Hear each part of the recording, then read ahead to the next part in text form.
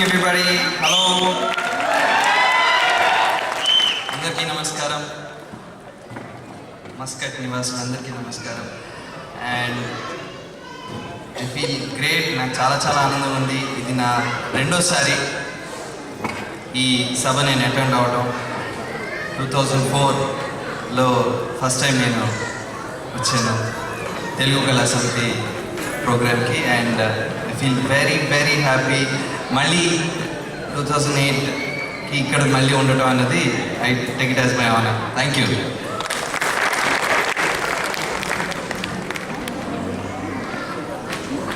ఈ అవకాశం మీతో మాట్లాడటమే కాదు, ఐ మీన్ మీతో మాట్లాడే అవకాశం కలిగించినందుకు థ్యాంక్ యూ అని చెప్పాలి. బట్ నేను అలా చెప్పాను. నాకు ఇక్కడ కూర్చోడానికి కూడా అవకాశం ఐ ఫీల్ రియలీ అది చాలా పెద్ద అవకాశం.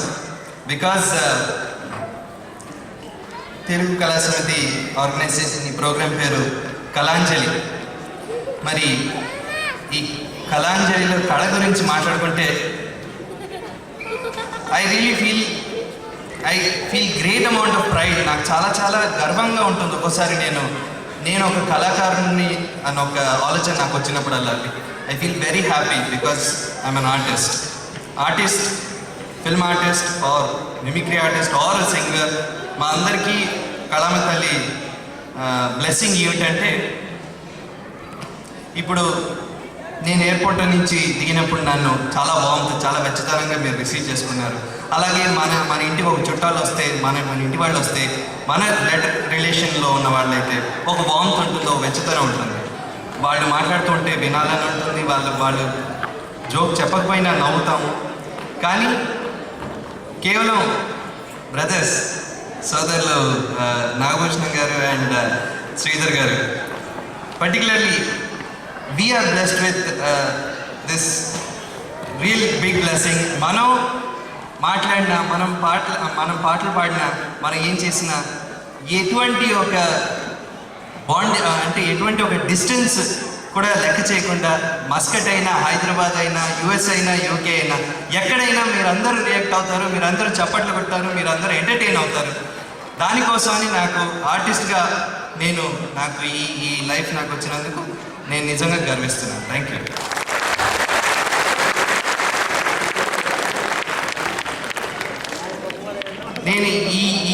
నేను ఎప్పుడు జనరల్గా నేను ఒక స్పీచ్ అంటూ నేను ప్రిపేర్ చేసుకుని ఆన్ ద స్పాట్ ఏదొస్తే అది చెప్పేస్తుంటాను. చాలా స్పాంటేనియస్గా ఉంటుంది. సో ఈ ముక్క ఐ రియలైజ్డ్ వెన్ నాగభూషణం గారు he was sowing his fabulous, fantastic talent. Once again, a big round of applause for Nagabhushanam గారు. అంటే ఒక ఫార్మల్ అట్మాస్ఫియర్లోకి సడన్గా ఒక హాస్యాన్ని తీసుకొచ్చి ఒక్కసారిగా అందరి నర్వ్స్ని నిజంగా అంటే సైంటిఫికలీ ప్రూవ్డ్ ఎక్కువ నవ్వటం అన్నది మంచిది అంటుంటారు. అందుకే నేను జనరల్గా నవ్వు అన్నది నా ఫేస్తో అది సిగ్నేచర్ లాగా అటాచ్ అయిపోయింది. ఎక్కడున్నా ఎలా ఉన్నా నవ్వుతూ ఉంటాను అంటుంటారు. ఐ ఫీల్ నవ్వటం అన్నది ఈ మధ్య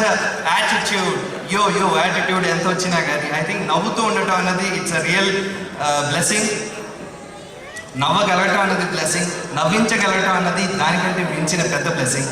సో రియలీ ఆయన చెప్తున్నప్పుడు నాకు అదే అనిపించింది. అందరూ ఎంత బాగా నవ్వుకుంటున్నాం. మన ఇంట్లో కూర్చుని మనం మాట్లాడుకుంటుంటే ఎంత ఈజీగా ఫీల్ అవుతాం, అంతే ఈజీగా ఫీల్ అవుతున్నాం. And coming to the next thing, duet Sridhar గారు పాడుతుంటే అగైన్ ఒక టక్కున ఒక చిన్న థాట్ మైండ్లోకి వచ్చింది. ఒక ఫ్లాష్ బ్యాక్లోకి వెళ్ళాను. నాకు జనరల్గా అండ్ యాక్చువల్గా it all started from that first ముగ్గురు పిల్లలు వచ్చారు శాంతి నో టెర్రరిజం అనే ఒక ఇది బోర్డు పట్టుకుని. అప్పుడు నాకు గుర్తొచ్చింది, నాకు జనరల్గా ఇటువంటి కల్చరల్ ఈవెంట్స్ అంటే నాకు చాలా ఇష్టం. చిన్నప్పటి నుంచి నా first stage appearance LKG UKG చదువుకుంటున్నప్పుడు ఫ్యాన్సీ డ్రెస్ కాంపిటీషన్ కోసమని ఇటువంటి కల్చరల్ ఈవెంట్ మా కాలనీలో ఆర్గనైజ్ చేసినప్పుడు వెళ్ళాను. ఫస్ట్ ప్రైజ్ వచ్చింది. సో ఇలా రకరకాల ఈవెంట్స్ అటెండ్ అవటం, ఇదంతా బాగా ఈవెంట్స్ అటెండ్ అవటం, కాంపిటీషన్లో పాల్గొనటం, స్కూల్లో కాలేజెస్లో డ్యాన్స్ కాంపిటీషన్ అయినా, solo dance, group dance, singing competition or ఏది ఛాన్స్ దొరికినా ఈ చప్పట్లు ఉన్నాయే, ఇందాక అందరూ అడుగుతున్నారు చప్పట్లు కొట్టండి అని. ఐ మీన్ చప్పట్లు అడిగినా అడగకపోయినా మీరు చప్పట్లు కొట్టారు. ఆ చప్పట్లు అన్నది ఇప్పుడు నాటక రంగంకి సినిమా రంగంకి ఒక మాకు ఒక జెలసీ చిన్న ఎన్బై ఉంటుంది, ఎన్బై ఫ్యాక్టర్ ఉంటుంది, జెలసీ ఫ్యాక్టర్ సినిమా ఆర్టిస్ట్కి నాటక రంగం వాళ్ళతో పోలిస్తే. వాళ్ళ చప్పట్లు ఇన్స్టెంట్గా వచ్చేస్తుంటుంది, వాళ్ళ టాలెంట్కి ఇన్స్టెంట్ రియాక్షన్స్ వచ్చేస్తుంటుంది. వీ ఫీల్ జెలస్ అనమాట. ఏంటి మనం 6 నెలలు ఎనీథింగ్ బిట్వీన్ 3 నెలలు 6 నెలలు 9 నెలలు కష్టపడి ఒక సినిమా చేస్తాం, దానికి ఒక ఫ్రైడే రోజు ఆ రిజల్ట్ కోసం అని ఇన్ని రోజులు వెయిట్ చేస్తాం.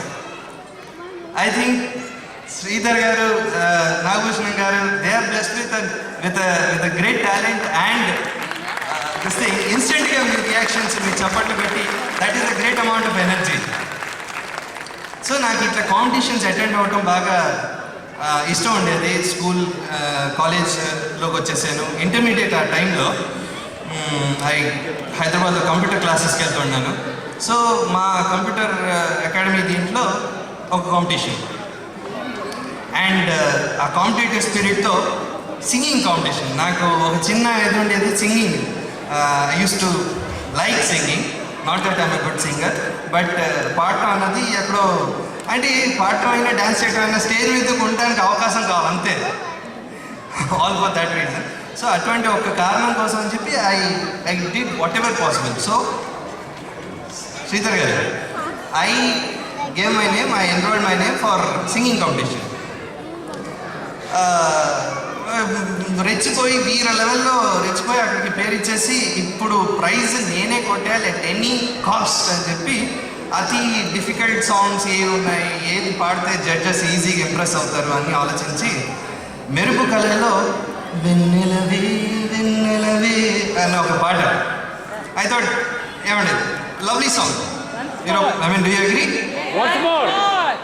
It's a fabulous song, మంచి రొమాంటిక్ సాంగ్, బ్యూటిఫుల్ రిథమ్ అన్నీ బాగానే ఉంది. పాట బాగా ప్రాక్టీస్ చేశాను. హై పిచ్ ఓకే, అక్కడ మార్కులు కొట్టేస్తాం, అక్కడ ఓకే మార్కులు కొట్టు, అన్ని రకాలుగా మెంటల్గా క్యాలిక్యులేషన్ వేసుకుని ఎట్ ఎనీ కాస్ట్ ప్రైజ్ వచ్చేస్తుంది అనుకున్నాను. పాడి అంతా బయటికి వచ్చేసాక అందరూ అలా డిస్కషన్ చేసుకుంటున్నారు. ఏంటి అని చెప్తే నాకు అప్పుడు తెలిసింది ఒకటి పాడుతున్నప్పుడు డ్యూయట్ కాదు సోలో సాంగ్స్ మాత్రమే పాడాలంట ఆ కాంపిటీషన్లో. అది పాడేసిన తర్వాత బయటకు వచ్చిన తర్వాత చెప్పారు ఆ ప్రైజ్ నాకు రాలేదు. సో